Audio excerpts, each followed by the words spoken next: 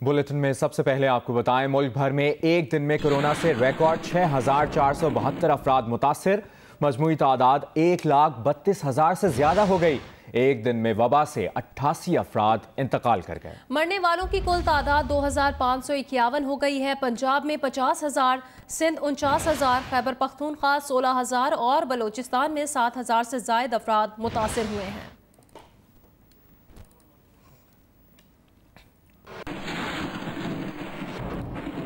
इस्लामाबाद के sector G92 और G93 में लॉकडाउन। दोनों सेक्टर आज, कल और परसों बंद रहेंगे। सिर्फ मेडिकल स्टोर्स और खाने पीने के सामान की दुकानें खुलेंगी। हर किस्म के मजहबी और समाजी इज्तिमात पर भी पाबंदी होगी। याद रहे कि सेक्टर G9 से कोरोना के 200 मरीज सामने आए थे। हुकूमत बलूचिस्तान ने SOPs के तहत सूबे में होटल्स और रेस्टोरेंट्स खोलने की इजाज़त दे दी है। पेशावर से अपडेट यह है कि स्पीकर खैबर पख्तूनख्वा असेंबली मुश्ताक गनी का कोरोना टेस्ट मुस्बत आ गया है। कोरोना रिपोर्ट मुस्बत आने पर उन्होंने खुद को आइसोलेट कर लिया। स्पीकर खैबर पख्तूनख्वा असेंबली मुश्ताक गनी का कोरोना टेस्ट मुस्बत आ गया है और कोरोना रिपोर्ट मुस्बत आने पर खुद को आइसोलेट कर लिया है।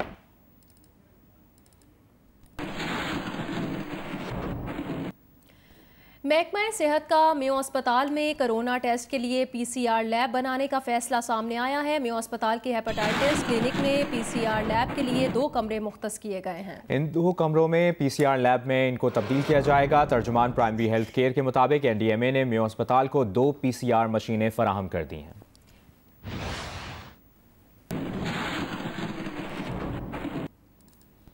आगे बढ़ें, खबर दें। तारीखी खसारे का टैक्स फ्री बजट आ गया। सिगरेट, सिगार, तंबाकू, एनर्जी ड्रिंक्स, डबल कैबन गाड़ियां महंगी होंगी।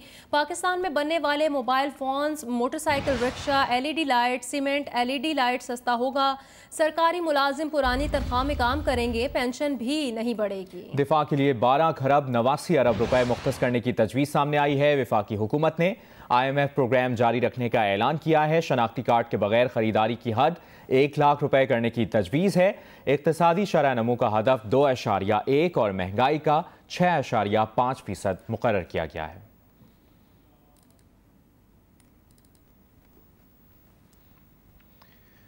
आगे बढ़ते हैं, आपको बताएं, इस्लामाबाद में 2 कनाल से जायद के मकानात पर लग्जरी टैक्स आयद कर दिया गया है। इस्लामाबाद में 4 कनाल और इससे जायद के फार्म हाउसेस पर भी लग्जरी टैक्स आयद किया गया है। 2 कनाल से 4 कनाल के मकानात पर 1 लाख रुपए फी कनाल टैक्स आयद किया गया है। आपको बताएं कि इससे बड़े मकानात पर 2 लाख रुपए फी केनाल टैक्स आयद किया गया है। इस्लामाबाद में 4 केनाल के फार्म हाउसेस के तामीराती हिस्से पर लग्जरी टैक्स आयद। 4 केनाल के फार्म हाउस के 5,000 से 7,000 मुरब्बा फीट तक तामीर शुदा हिस्से पर 25 रुपये फीट सालाना टैक्स आयद किया गया है। मजीद जानेंगे जियो न्यूज़ के नुमाइंदे अशरफ मलखम से। अशरफ, बताइएगा मजीद क्या डिटेल्स हैं? जी, जैसा कि आपने कहा कि इस्लामाबाद में 2 कनाल से बड़े जो रहायशी घर है रहायशी इलाकों में और 4 कनाल से बड़े फार्म हाउसेस में इन पे टैक्स लगाया गया है। जो इस्लामाबाद में 4 कनाल से ज्यादा के फार्म हाउसेस हैं वो भी लग्जरी टैक्स के उस पर लगेगा। 2 कनाल और 4 कनाल के जो मकानात हैं 2 कनाल से लेके 4 कनाल तक इन पर 1 लाख रुपए सालाना के हिसाब से लग्जरी टैक्स आयद होगा। और जो बड़े मकानात हैं 4 कनाल से उन पर 2 लाख रुपए सालाना का टैक्स आयद होगा। जो 2 कनाल से ज्यादा हैं उन पर 1 लाख और 4 कनाल से बड़े घरों पर उन पर 2 लाख सालाना के हिसाब से टैक्स होगा। इस तरह इस्लामाबाद में बहुत से फार्म हाउसेस बने हुए हैं।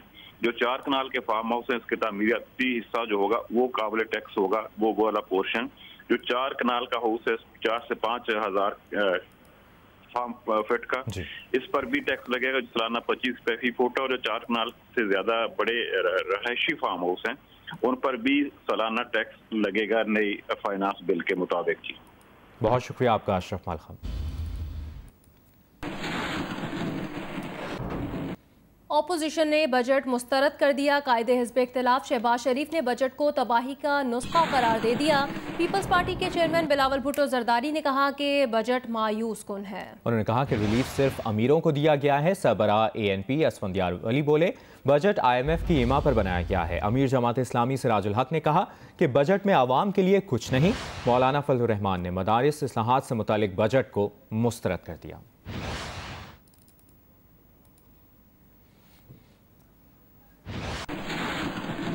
खैबर पख्तूनख्वा हुकूमत को आइंदा माली साल 2020-21 के लिए बजट की तैयारी में मुश्किलात का सामना है, जबकि रवा माली साल सूबाई हुकूमत को 50 अरब रुपए से जायद खसारा हुआ है।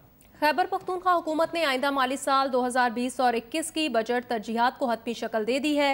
महकमा खजाना ज़राए के मुताबिक रवा माली साल गैर ज़रूरी मनसूबों और अखराजात पर कट लगाया जाएगा।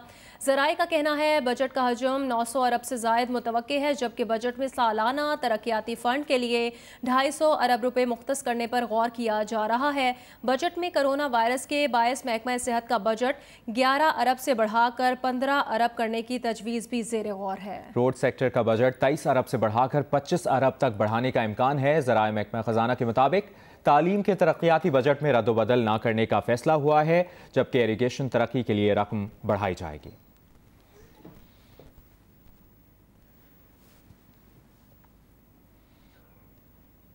मुआवने खसूसी शहबाज गिल कहते हैं शुगर मिल्स एसोसिएशन ने हुकूमत को चीनी 70 रुपए फ़ी किलो की पेशकश की है। वो जो कल कहते थे कि लागत बहुत ज़्यादा है, आज भाव ताव पर आ गए हैं। और ये भी कहा उन्होंने कि उन्हें पता नहीं कि आगे इमरान खान बैठा है, अब बात 70 पर नहीं रुकेगी। चीनी की असल लागत आवाम के सामने रखेंगे और दुरुस्त कीमत तय करनी पड़ेगी। खबरों के सिलसिले को आगे बढ़ाएं, आपको बताएं इस्लामाबाद में एडिशनल सेशन की अदालत ने अमरीकी शहरी सिंथिया डी रिची के खिलाफ मुकदमा इंदराज की दरखास्त पर फैसला महफूज कर लिया। फैसला 15 जून को सुनाया जाएगा। FIA, PTA और सिंथिया रिची के वकील की जानिब से मुकदमा इंदराज की दरखास्त मुस्तरद करने की इस्तदा की गई थी। FIA ने कहा कि सिर्फ मुतासिरा शख्स ही दरखास्त दे सकता है। दरखास्त गुजार के वकील का मौक़िफ़ था और सिंथिया रिची ने रहमान मलिक पर ज़्यादती, यूसुफ रजा गिलानी और मखदूम शहाबुद्दीन पर जिनसी हिरासानी के इल्ज़ामात लगाए थे। पीपल्स पार्टी ने इन इल्ज़ामात को मुस्तरद किया है। रहमान मलिक की जानिब से सिंथिया रिची को 50 अरब रुपए हर्जाने का नोटिस भेजा गया, जबकि सिंथिया रिची ने यूसुफ रजा गिलानी को 12 करोड़ रुपए हर्जाने का नोटिस भिजवाया है।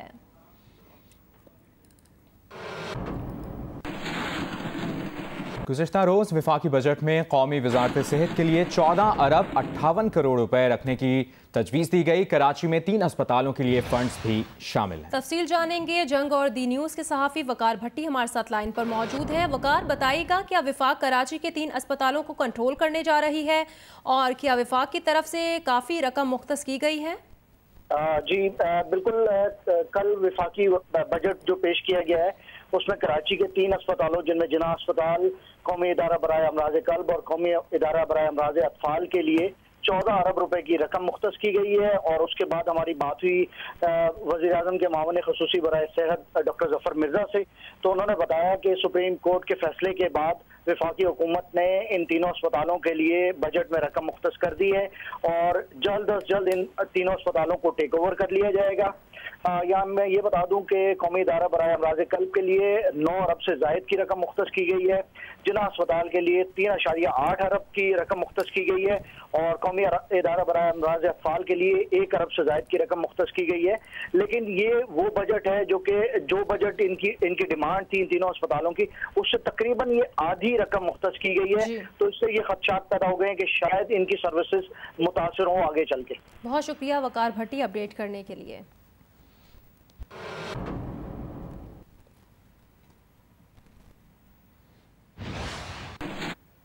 कोरोना के मरीजों के लिए एक और चैलेंज। कराची में एक तरफ ऑक्सीजन सिलेंडर, रेगुलेटर और दीगर चीज़ों की कीमतों में कई गुना इजाफा हुआ, तो दूसरी जानिब ऑक्सीजन सप्लाई करने वाली बड़ी कंपनियों ने अपने प्लांट ही बंद कर दिए हैं। मरज़ के अखराजात और मरीजों की परेशानियां दो चंद हो गई हैं। रिपोर्ट कर रही हैं खाबर खान। कोरोना केसेस के बढ़ते ही कराची में ऑक्सीजन सिलेंडर और ऑक्सीजन भी नायाब होने लगी। मांग बढ़ते ही ऑक्सीजन सिलेंडर, रेगुलेटर और पल्स ऑक्सीमीटर की कीमतों में कई गुना इजाफा हो गया है। इस शोबे से वाबस्ता अफराद का कहना है कि अस्पताल भर जाने के बायस कोरोना के मरीज अब बड़ी तादाद में घरों पर ऑक्सीजन इस्तेमाल कर रहे हैं। परेशान कुन पहलू ये है कि ऑक्सीजन सप्लाई करने वाली बड़ी कंपनियों ने पैदावार बढ़ाने के बजाय अपने प्लांट ही बंद कर दिए हैं। कोविड के पेशेंट्स का तादाद बढ़ी है, तो हर पेशेंट को ऑक्सीजन की नीड है। उसकी वजह से ऑक्सीजन गैस सिलेंडर्स जो पेशेंट्स को प्रोवाइड कर रहे हैं, अब बेसिकली पेशेंट्स फ़र्ज़ करें 100 को करेंगे, 200 को करेंगे, हज़ारों लाखों की तादाद में सिलेंडर्स अवेलेबल नहीं है कि हर पेशेंट्स को प्रोवाइड किया जा सके। अच्छे खासे काम चल रहा था, कोई मसला नहीं था, एकदम ही इन्होंने कह दिया जी कि गैस नहीं है।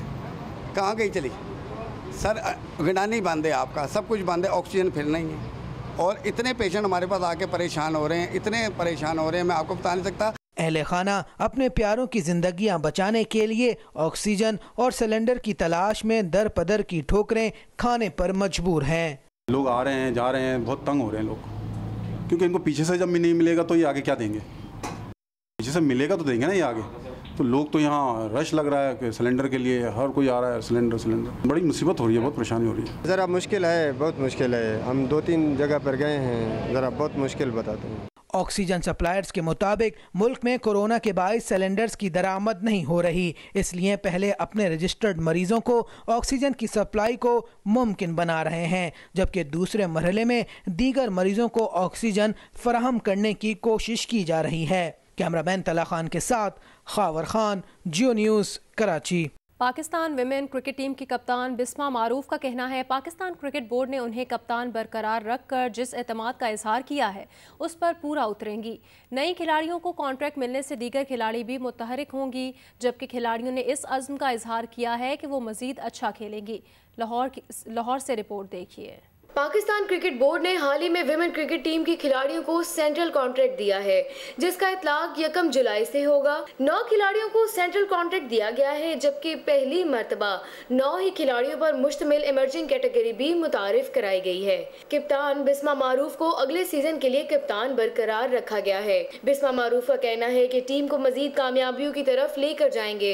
नए खिलाड़ियों को कॉन्ट्रैक्ट मिलना और इमर्जिंग कैटेगरी मुतारिफ कराना खुशाइंद है। It's always an honor to lead your country.